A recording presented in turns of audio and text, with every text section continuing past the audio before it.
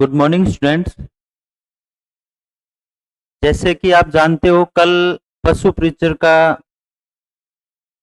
Result आया, जिसमें board ने सभी अभ्यर्थियों की रैंक वाइज रिजल्ट जारी किया। यानी कि कट ऑफ जारी नहीं करते हुए सबकी रैंक जारी की और लगभग 3 लाख स्टूडेंट की रैंक जारी की है, जिसमें किसी की भी कट ऑफ नहीं बताई है। बोर्ड ने सबको संशय में डाल दिया है। इसके साथ ही इसमें जो सबसे जो महत्वपूर्ण बात है जिस पे हमें बात करनी चाहिए वो है नॉर्मलाइजेशन की प्रक्रिया।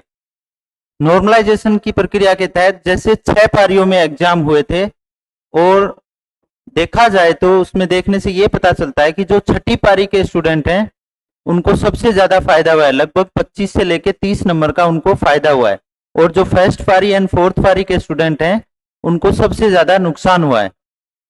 अब अगर देखा जाए तो जो सभी स्टूडेंट हैं, जो स्टूडेंट पढ़ा था और जिसका छठी पारी में एग्जाम नहीं था, उस स्टूडेंट को कितना नुकसान हुआ है।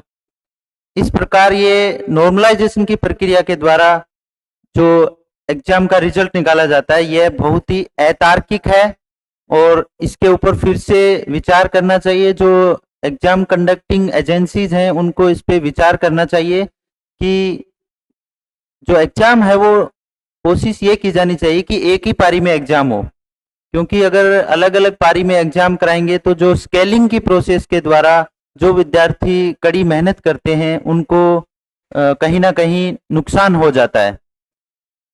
तो ये स्टैटिक्स की अवधारणा है जिसके आधार पे ये नॉर्मलाइजेशन की प्रोसेस करते हैं, और इससे बहुतायत से बच्चों को नुकसान ही होता है। क्यों ना जो एग्जाम कंडक्टिंग एजेंसी हैं उनको ये करना चाहिए कि जो एग्जाम है वो एक पारी में करवाया जाए, यानी एक साथ सब बच्चों का करवाया जाए।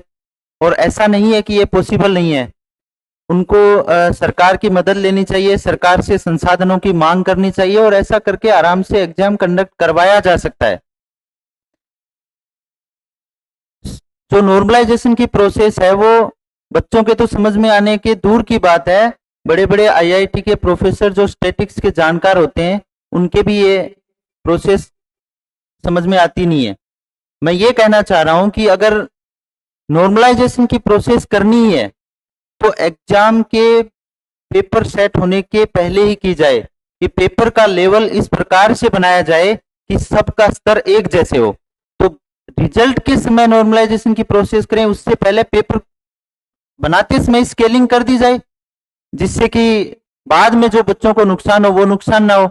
यानी पेपर, सभी पेपर का स्तर एक जैसे बनाया जाए। ये कठिन बनाना है या मॉडरेट बनाना है वो स्तर पहले से ही निर्धारित किया जाए, क्योंकि ऐसा करके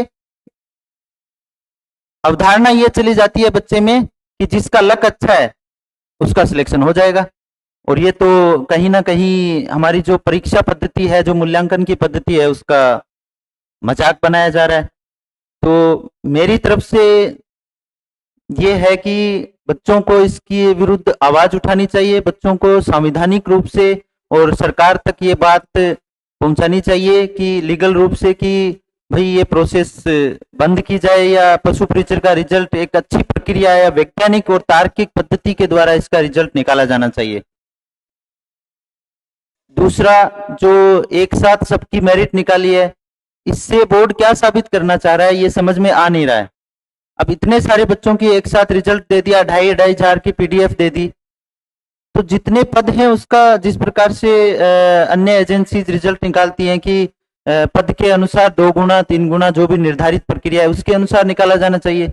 अब बच्चा अभी भी रिजल्ट आने के बाद भी डाउट में है, संशय में है कि मेरा सिलेक्शन होगा कि नहीं होगा। तो मुझे लगता है जो कंडक्टिंग एजेंसी है उनको इस पर फिर से विचार करना चाहिए, और बच्चों को भी लीगल और संवैधानिक रूप से इसकी आवाज उठानी चाहिए, और जो सरकार और एजेंसी तक ये आवाज पहुंचानी चाहिए, और अपने मुद्दे को बताना चाहिए कि इसका कोई ना कोई तार्किक और वैज्ञानिक सॉल्यूशन निकाला जाए, ना कि एक किसी स्टैटिक्स की अवधारणा से एक बच्चे को इतना जो नुकसान हो रहा है उसको अपनाना चाहिए।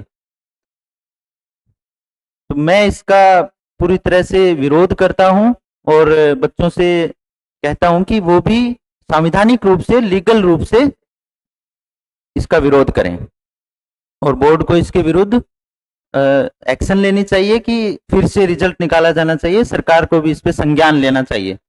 धन्यवाद आप सभी का।